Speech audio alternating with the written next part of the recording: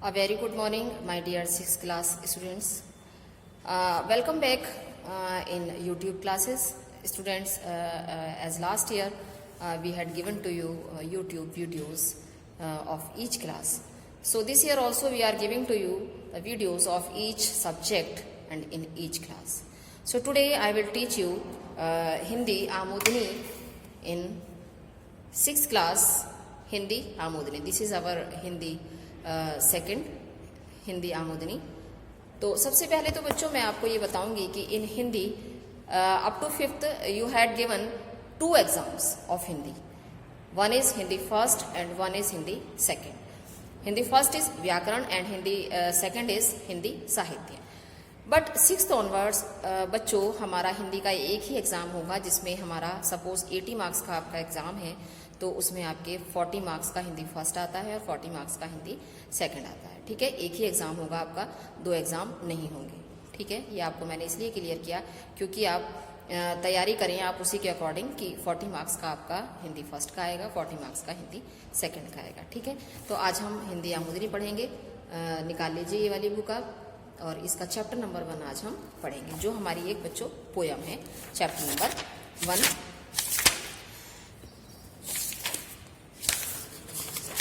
ये है, देखिए देख लीजिए, चैप्टर नंबर 1 है हमारी ये प्रकृति की शोभा। बहुत ही अच्छा चैप्टर है ये, बहुत सुंदर वर्णन कवि ने इस पाठ में किया है हमारी प्रकृति का।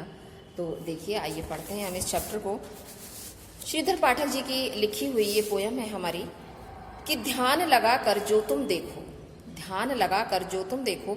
आप अपनी लाइन से मैच करते रहिए, मैं आपको एक्सप्लेन कर रही हूँ यहाँ वीडियो में कि ध्यान लगा कर जो तुम देखो इस जग की सुगहराई को। कि अगर हम बहुत ध्यान से इस विश्व की सुंदरता को देखते हैं, इस दुनिया में जो प्राकृतिक सौंदर्य है, अगर हम उसको देखते हैं तो बात बात में पाओगे तुम ईश्वर की चतुराई को। तो आप देखेंगे कि ईश्वर ने कितना सुंदर चित्रण, कितना सुंदर वर्णन, वर्णन नहीं चित्रण, कितनी सुंदर प्रकृति को हमारी बनाया है ईश्वर ने। अगर हम मनुष्य कोई चाहे ये कि हम प्रकृति को बनाएं तो हम ये काम नहीं कर सकते, क्योंकि इसमें हमें ईश्वर के दर्शन होते हैं कि यही ईश्वर है और ईश्वर ने ही हमारी प्रकृति की रचना की है। ये सब भांति भांति के पक्षी, ये सब रंग बिरंगे फूल। और क्या कह रहे हैं कवि यहाँ कि ये सब भांति भांति के पक्षी। आप देखिए दुनिया में न जाने कितने प्रकार के पक्षी हैं, है ना, कितने प्रकार के पक्षी हैं। ये सब रंग बिरंगे फूल, और न जाने कितने ही रंग बिरंगे यहाँ पर फूल हैं। आप किसी भी बगीचे में पहुंच जाइए, आपको बहुत ही सुंदर सुंदर कलर के, रंगों के फूल वहां दिखाई देंगे, है ना। और उन बगीचों में आपको पशु पक्षी इस तरह से भी आपको देख सकते हैं कि पक्षी सुबह सुबह आप बगीचों में देखेंगे तो कलरव करते दिखाई देंगे, चींची करते दिखाई देंगे, चहचहाते हुए दिखाई देंगे। ठीक है, तो वहां हम देखते हैं कि ईश्वर ने कितनी सुंदर प्रकृति का चित्रण किया है। यह वन लह लही लता, वह नव कलिका शोभा की मूल। तो क्या कह रहे हैं यहाँ कवि कि यह वन लही लही लता, कि आप देखिए प्रकृति का कितना सुंदर वर्णन है यहाँ कि ये जो वन है हमारे, ठीक है, इन वनों में सुंदर सुंदर पेड़ हैं, वृक्ष हैं, लताएं हैं। लताएं मीन्स बेल, जो एक दूसरे पेड़ का सहारा लेकर ऊपर चढ़ती हैं, बेल हैं। वह नव कलिका शोभा की मूल, और जो सुंदर सुंदर कलियां निकलती हैं बगीचों में जिससे फूल बनता है, वो उस बगीचे की सुंदरता को बढ़ा रही है, इस प्रकृति के सौंदर्य को वो बढ़ा रही हैं। ये नदियां, ये झील सरोवर। और क्या कह रहे हैं कवि यहाँ कि ये नदियां, ये जो आपने देखी होगी, आप हिल स्टेशंस पर जाते होंगे बच्चों, तो वहां आपने देखा होगा कि पर्वतों से गिरती हुई नदी कितनी सुंदर प्रतीत होती है, कितने सुंदर झरने प्रतीत होते हैं। ये प्राकृतिक सौंदर्य ही है, ये ईश्वर की रचना है, ईश्वर का दिया हुआ हमारे लिए एक उपहार है, एक भेंट है, जिसे हम मनुष्य नहीं गढ़ सकते। ये ईश्वर ने ही बनाया है हमारे लिए कि ये नदियां, ये झील सरोवर, ये जो नदियां हैं बहती हुई लगातार बह रही हैं, निरंतर बह रही हैं। ये झील सरोवर, ये तालाब हैं, झीलें हैं, कमलों पर भौरों की गुंज। और देखिए क्या प्रकृति की सुंदरता है। देखिए मैं यहाँ कवि बता रहे हैं कि कमलों पर भौरों की गुंज, और कमल के फूलों पर गुंजायमान भौरे, यानी कि भौरे गुंजन करते हुए, अपने गीतों को गाते हुए। गुंजन का मतलब है यहाँ कवि से, जो भौरे जब फूल के ऊपर मंडराते हैं तो एक आवाज निकलती है, उनके गुनगुनाने की जो आवाज होती है उसे गुंजन कहते हैं, भौरों की आवाज को। बड़े सुरीले बोलों से यह गूंज रही बेलों की गूंज, और बड़े सुरीले बोलों से, और इनके सुंदर जो पक्षियों की आवाज़ होती है, चिपिंग करते हैं, चहचहाते हैं, सुबह से लेकर जब भोर होती है, प्रातःकाल का समय होता है, आप देखेंगे तो प्रातःकाल के समय से ही पक्षी जो हैं चहचहाना शुरू कर देते हैं, बोलना शुरू कर देते हैं। बड़ा सुंदर दृश्य होता है। उधर प्राकृतिक सौंदर्य, उधर ईश्वर के द्वारा ये जो पक्षी हैं इनकी सुंदर आवाज़, सुंदर ध्वनि इनकी, बड़े सुरीले बोलों से यह गूंज रही बेलों की कुंज। और ये जो सुंदर बगीचे हैं उनकी कुंज यानी कि उनके जो गलियां हैं बगीचों की, वो सुंदर पक्षियों की आवाज़ से गुंजायमान हो रही हैं। कि वहाँ पर जो सुंदर सुंदर पौधे हैं, झाड़ियाँ हैं पौधों की, फूलों की, उन पर सुंदर पक्षियों की आवाज़, सुंदर सुबह सुबह पक्षी आकर बैठ जाते हैं, उनकी जो आवाज़ है वो निकलती है, सुंदर ध्वनि निकलती है, उससे कितना सुंदर दृश्य वो उनका हमें प्रतीत होता है। ये पर्वत की रम्य शिखाएं, और क्या सौंदर्य का वर्णन किया है देखिए कवि ने। ये पर्वत की रम्य शिखाएं, शिखाएं मीन्स चोटियाँ, और पर्वत मीन्स पहाड़। ये पहाड़ों की रम्य मीन्स सुंदर, पहाड़ों की सुंदर सुंदर चोटियां, शोभा सहित चढ़ाव उतार। और जब वहां देखें, आपने देखा होगा जब हिल स्टेशन पर जाते हैं, पहाड़ी क्षेत्र में आप जाते हैं तो इस तरह से पहाड़ ऊंचे ऊंचे, नीचे नीचे, इस तरह से उतार चढ़ाव आपको उनमें दिखाई देते हैं। तो ये पर्वत की रम्य शिखाएं और पर्वत की सुंदर सुंदर चोटियां, बर्फ गिरा हुआ उन पर जो है आप देखेंगे दूर से बहुत ही सुंदर प्रतीत होती हैं, शोभा सहित बहुत सुंदर है, बहुत शोभायमान हो रही हैं, चढ़ाव उतार, और उसके ऐसे ऊंचे नीचे उतार चढ़ाव उसके बहुत सुंदर प्रतीत हो रहे हैं। निर्मल जल के बहते झरने, और उन पर्वतों से बहते हुए झरने, जो उन पहाड़ों से पर्वतों से झरने गिर रहे हैं, उनका सुंदर दृश्य, मनभावन दृश्य होता है, बड़ा ही मनोहर होता है।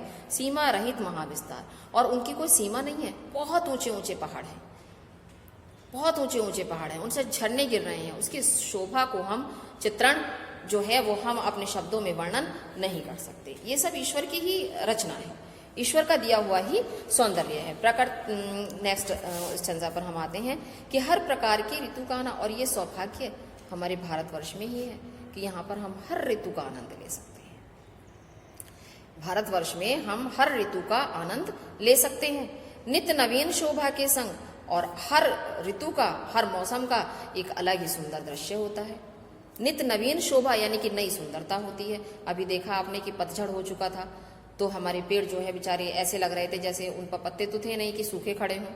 अब जैसे ही हमारा बसंत ऋतु शुरू हुआ, इधर हमारे क्या हुआ कि उन पेड़ों से, वृक्षों से नई नई कोपलें निकल आई, नए नए सुंदर उनके पल्लव, पत्ते निकल आए, तो वो एक अलग ही सुंदर दृश्य हुआ। आम के पेड़ अभी शांत खड़े हुए थे, अभी देखिए उन पर कितना सुंदर मॉल आ गया है ना, जिससे हम छोटी छोटी अमियाँ भी बन जाती हैं, तो वो सुंदर दृश्य दिखाई देता है उसका। तो हर ऋतु का, वर्षा ऋतु आती है तो बारिश होती है, उसका एक अलग ही मनोहर दृश्य होता है। तो हर ऋतु का हमारे यहाँ अलग ही एक आनंद है। सारी ऋतुएं हमारे यहाँ भारत में आती जाती रहती हैं। पाकर समय, वनस्पति फलना, रूप बदलना रंग बिरंग, और न जाने कितनी ही औषधियाँ, कितनी ही वनस्पतियाँ हमारी प्रकृति में दिखाई देती हैं, हम ले सकते हैं अपनी प्रकृति से। कितने कितने रोगों की दवाएं उन औषधियों में हैं। सूर्य चंद्र की शोभा अद्भुत, बारी से आना दिन रात। और देखिए एक नई शोभा क्या है कि सूर्य चंद्र की शोभा अद्भुत, कि सूर्य और चंद्रमा की सुंदरता कितनी अद्भुत दिखाई देती है, कितनी अनोखी दिखाई देती है, कितनी मनोहारी दिखाई देती है। कैसे कि आप रात जब अंधेरी होती है कभी कभी, तो आप देखेंगे कि जो है आसमान में तारे ही तारे दिखाई देते हैं। वो तारों से भरा आसमान बड़ा ही सुंदर प्रतीत होता है, बहुत ही सुंदर दृश्य होता है। और सूर्य और चंद्रमा का बारी बारी से आना, यानी कि सूर्य चला जाता है तो चंद्रमा आ जाता है ना। जब दिन हमारा छिप जाता है तो सूर्य अस्त हो जाता है और चंद्रमा हमारा निकल जाता है। तो ये जो आवागमन है इनका दोनों का बारी बारी से, कि पहले सूर्य की बारी आई फिर चंद्रमा की बारी आई, तो बड़ा ही सुंदर ढंग से चित्रण उन्होंने, कवि ने इसका किया है। यूं अनंत तारा मंडल से सज जाना रजनी का गात। और क्या, यूं अनंत तारा मंडल से, अनंत यानी कि कोई अंत ही नहीं है जिसका, उस आसमान में, उस तारामंडल यानी कि आसमान में इतने तारे हैं जिसका कोई अंत नहीं है। सज जाना रजनी का गात, और उन अनंत तारों से, असंख्य तारों से हमारी रात्रि बहुत ही शोभायमान प्रतीत होती है। यह समुद्र की पृथ्वी तल पर छाया तो जल में विस्तार, उसमें से मेघों के मंडल हो उत्पन्न अनंत अपार। यहाँ कह रहे हैं कि कवि कि यह समुद्र की पृथ्वी तल पर छाया तो जल में विस्तार, और हमारे पृथ्वी पर जो समुद्र है अनंत जल है, उसमें कभी ना खत्म होने वाला इतना जल है, चारों तरफ जल का ही विस्तार दिखाई देता है।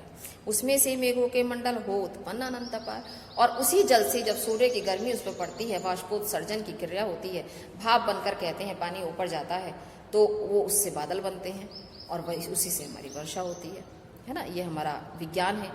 तो कि समुद्र के पानी पर जब सूरज की गर्मी बनी तो वो बाष्पोत्सर्जन हुआ, उसका वाष्पीकरण हुआ, वो उसके बादल बन गए और बादलों से बारिश हो गई। गर्जन तर्जन घन मंडल का वर्षा बिजली का संचार, सब में दिखे परमेश्वर की लीला अद्भुत अपरंपार। और क्या कह रहे हैं कवि कि गर्जन तर्जन घन मंडल का, और जब कभी कभी बादल हो जाते हैं, बादल तेज तेज से गरजते हैं आवाजों से, घुमड़ घुमड़ की आवाज करके, फिर बारिश होती है, बिजली चमकती है, बारिश होती है, ये सब प्रकृति का ही सौंदर्य है। अगर मनुष्य चाहे तो क्या ये सब कर सकता है? नहीं कर सकता। इसी सब में ईश्वर की लीला दिखाई देती है। तो वर्षा बिजली का संचार यानी कि सब में दिखे परमेश्वर की, और इस सब में ही ईश्वर की लीला, ईश्वर की अद्भुत सुंदरता प्रतीत होती है। तो ये हमने इसका चैप्टर का एक्सप्लेनेशन मैंने आपको बताया बच्चों। अब मैं इसकी एक्सरसाइज आपको बताती हूँ। तो ये देखिए बच्चों, ये हमारा लेसन 1 है जिसका मैंने अभी आपको एक्सप्लेन किया। ये देख लीजिए सारा, ये मैंने अभी आपको सारे इसके स्टैंजा एक्सप्लेन कर दिए हैं। अब हम इसकी एक्सरसाइज करते हैं। तो देखिए ये फर्स्ट हमारी एक्सरसाइज है। ये आप इसकी जो एक्सरसाइज है, सही शब्द चुनकर कविता की पंक्ति पूरी कीजिए। ये आप बुक में से ही देखकर करेंगे, ये क्योंकि ये बुक से ही पंक्तियां दी गई हैं, इसको आपको कंप्लीट करना है, फिल करना है। तो आप लेसन से देख करके इसको फिल कर सकते हैं। फिर हमारा आता है ये सही उत्तर पर सही का चिन्ह लगाइए। तो देखिए पहला वाक्य है हमारा कि प्रस्तुत कविता किसके द्वारा रचित है, अर्थात इस कविता के रचयिता कौन है, कवि कौन है। तो इस कविता के जो कवि हैं वो हैं श्रीधर पाठक जी। तो यहाँ हम इसको टिक कर देंगे। करेक्ट ऑप्शन हमें इसका टिक करना है, तो हमने फर्स्ट ऑप्शन इसका टिक कर दिया। नेक्स्ट है हमारा खा पार्ट है कि कमलों पर किसकी गूंज हो रही है, कमल के फूलों पर किसकी गूंज हो रही है। तो इस पर किसकी हो रही है, इसमें हो रही है भौरों की। तो यहाँ हमारा सेकंड ऑप्शन सही है, भौरों की गूंज हो रही है। थर्ड है हमारा सूर्य चंद्र की शोभा कैसी है, सूर्य और चंद्रमा की शोभा कैसी है, अनंत, अद्भुत या अपार। तो ये हमारी अद्भुत है यानी कि अनोखी है, तो अद्भुत ऑप्शन हमारा सही हो जाएगा। पर्वत की शिखाएं कैसी हैं, रम्य है, नुकीली है या समतल है। तो रम्य, यहाँ पर्वत चोटियां रम्य वर्णन किया गया है पीछे, तो पर्वत की शिखाएं रम्य आ जाएगा यहाँ। ठीक है, ये एक्सरसाइज हमारी कंप्लीट हो गई। इसमें नेक्स्ट एक्सरसाइज पर आते हैं भाषा बोध की। सही मिलान कीजिए रंग बिरंगे, ये आपको यहाँ से देख करके। बच्चों आप एग्जाम में भी ऐसे ही लिखेंगे, करेक्ट ऑप्शन सामने, कभी भी आप नंबर से या लाइन से मैचिंग नहीं करेंगे। तो देख लीजिए रंग के साथ आएगा बिरंगे, गुंज कुंज, चढ़ाव उतार, सूर्य चंद्र, तारा मंडल, गर्जन तर्जन। तो ये आपके मैचिंग हो गई। अब आते हैं नीचे एक्सरसाइज पर। निम्नलिखित एक्सरसाइज नंबर 2 भाषा बोध की। निम्नलिखित शब्दों से भाववाचक संज्ञा बनाइए। चतुर की हमारी भाववाचक संज्ञा होगी चतुराई, मधुर की होगी मधुरता, ऊंचा ऊंचाई। अब इधर आ जाते हैं। निर्मल की भाववाचक संज्ञा होगी निर्मलता, बहना बहाव, सुंदर सौंदर्य। तो ये हमारी इसकी भाववाचक संज्ञा हो गई जो हमने यहाँ लिखी है, स्पेस में दिया गया है ये आपको। नीचे आता है निम्नलिखित शब्दों का प्रयोग करके वाक्य बनाइए। तो पहला शब्द है चतुराई, दूसरा है शोभा, तीसरा है सुरीले, अद्भुत, अनंत। तो इसमें ये देखिए मैंने आपको दिखा रही हूँ, मैं आपको मैंने इसमें दे दिया है, वाक्य बना दिए हैं, ये देख लीजिए। लेकिन अगर आप अपनी तरफ से भी कुछ वाक्य बनाना चाहते हैं तो बना सकते हैं, बस वाक्य आपके करेक्ट होने चाहिए। देख लीजिए आपको मैंने हेल्प मिल जाएगी आपको, इसमें से आप बना सकते हैं, नहीं तो आप स्वयं भी बना सकते हैं। ऐसा नहीं है कि यही वाक्य आपको लिखने हैं। नेक्स्ट एक्सरसाइज है हमारी, निम्नलिखित शब्दों के 3-3 पर्यायवाची शब्द लिखिए। पृथ्वी है, पृथ्वी के 3 पर्यायवाची शब्द हो गए भू, धरा, वसुंधरा। पर्वत, गिरी, भूधर, पहाड़। समुद्र का बना जलधि, सिंधु, सागर। ये हमारे 3-3 पर्यायवाची शब्द हो गए। अब हम आते हैं पेज नंबर 14 पर।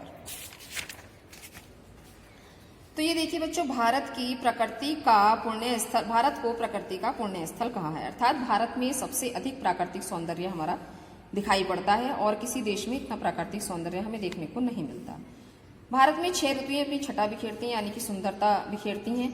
खाली स्थान पर उनके बारे में लिखिए। ये आपका होमवर्क है, देख लीजिए, मैं यहाँ दे रही हूँ आपको, ये आपका होमवर्क है। आपको बसंत ऋतु के बारे में थोड़ा सा लिखना है, ग्रीष्म ऋतु के बारे में, वर्षा ऋतु के बारे में, यहाँ शरद ऋतु के बारे में, हेमंत ऋतु और शिशिर ऋतु। तो ये हमारी 6 ऋतुएं हैं, इनके बारे में हमें थोड़ा थोड़ा आप अपने पेरेंट्स से पूछकर लिख सकते हैं। ठीक है, अब यहाँ ये हमें कुछ नहीं करना है, केवल प्रोनाउंसिएशन के लिए है। अब यहाँ आते हैं हमारे मौखिक उत्तर, देख लीजिए। मौखिक उत्तर आप ये बुक में ही लिख सकते हैं। पहला है, परमेश्वर की अद्भुत लीला के दर्शन किस किस बात में होते हैं? तो किस किस बात में होते हैं बच्चों? प्रकृति की प्रत्येक वस्तु में होते हैं। कवि ने ईश्वर निर्मित प्राकृतिक सौंदर्य को किस रूप में चित्रित किया है? जीवन के सुंदर धरातल के रूप में। फिर है हमारा, कमलों पर किसकी आवाज गुंजायमान हो रही है? भौरों की। कविता, प्रस्तुत कविता में हमें क्या शिक्षा प्राप्त होती है? हमें प्रकृति की रक्षा करनी चाहिए, क्योंकि प्रकृति ही नहीं रहेगी तो समाज भी नहीं रह पाएगा। फिर है, प्रस्तुत कविता किस कवि द्वारा रचित है? तो इसमें आप हमें यहाँ इनका नाम लिख देंगे, श्रीधर पाठक जी। कवि का नाम आप यहाँ मेंशन कर देंगे। ठीक है, तो ये हमारी बुक की सारी एक्सरसाइज कंप्लीट हो चुकी है बच्चों। अब हम आते हैं क्वेश्चन आंसर्स पर। तो ये देखिए बच्चों, मैंने इसमें क्वेश्चन आंसर्स यहाँ लिखे हुए हैं, आप देख सकते हैं। फर्स्ट क्वेश्चन है हमारा, बुक से आप फर्स्ट क्वेश्चन पढ़ेंगे कि इस संसार की रचना में किसकी चतुराई के दर्शन होते हैं? तो ये देखिए, यहाँ फर्स्ट आंसर है इसका कि इस संसार की रचना में ईश्वर की चतुराई के दर्शन होते हैं। ठीक है, ये हमारा हो गया फर्स्ट आंसर कि इस संसार की रचना में ईश्वर की चतुराई के दर्शन होते हैं। ठीक है, नेक्स्ट क्वेश्चन है हमारा, पर्वत की चोटियों की क्या विशेषता है? तो देख लीजिए, यहाँ जाइए कि पर्वत की चोटियां बहुत ही सुंदर हैं। इन चोटियों से गिरने वाले झरने अत्यंत मनोहर प्रतीत होते हैं। ये प्राकृतिक सौंदर्य का प्रतिबिंब हैं तथा इनका फैलाव दूर दूर तक है। तो ये हमारे सेकंड क्वेश्चन का आंसर हो गया। थर्ड क्वेश्चन है हमारा, मेघों के मंडल कहाँ तथा कैसे उत्पन्न होते हैं? तो ये देख लीजिए कि मेघों के मंडल आकाश में समुद्र की अपार जलराशि से सूर्य की गर्मी के द्वारा वाष्पोत्सर्जन की क्रिया से उत्पन्न होते हैं। ठीक है, ये थर्ड क्वेश्चन का आंसर हो गया। अब ये हमारा फोर्थ क्वेश्चन का आंसर है, देखिए कि बेलों की कुंज में किसके सुरीले बोल सुनाई देते हैं? तो बेलों की कुंज में भंवरों के सुरीले बोल सुनाई देते हैं। बेलों की कुंज में भंवरों के सुरीले बोल सुनाई देते हैं। ये हमारा हो गया फोर्थ क्वेश्चन का आंसर। लास्ट क्वेश्चन है हमारा, कवि द्वारा चित्रित रात्रि के दृश्य की सुंदरता को अपने शब्दों में लिखिए। तो रात्रि का सुंदर चित्रण कवि ने किस प्रकार किया है, ये आप लिखना है। इस क्वेश्चन का आंसर हमें कि कवि द्वारा चित्रित रात्रि के दृश्य की सुंदरता अत्यंत मनोहर है। मनोहर का मतलब होता है बच्चों मन को हरने वाली, यानी कि बहुत सुंदर। कवि ने सूर्य और चंद्रमा के बारी बारी से आने को तथा अनंत तारों से सज्जित रात्रि का बहुत ही सुंदर वर्णन किया है। ठीक है, यानी कि चंद्रमा और सूर्य बारी बारी से आते हैं और अनंत तारे जो हैं वो उस रात्रि की सुंदरता बढ़ाते हैं, कभी ना समाप्त होने वाला तारामंडल। ठीक है, तो ये हमारा जो है कंप्लीट हो गया है चैप्टर नंबर 1, जिसको हमने अभी पढ़ा। एक बार फिर से देख लीजिए, ये मैंने सब आपको एक्सप्लेन किया है। ये पूरा चैप्टर ये है, देख लीजिए, दोनों पार्ट इसके मैंने आपको एक्सप्लेन किए हैं। आप फिंगर से मैच करते जाइए और मेरी वीडियो से आप उसकी एक्सप्लेनेशन लेते रहिए। ठीक है, समझते रहिए। तो ये हमारा चैप्टर कंप्लीट हो गया यहाँ। अब हम इसके साथ ही चैप्टर नंबर 1 कंप्लीट करते हैं। ये हमारी बुक है आमोदिनी की, और अब हम नेक्स्ट वीडियो में चैप्टर नंबर 2 पढ़ेंगे बच्चों। ठीक है, ओके, बाय।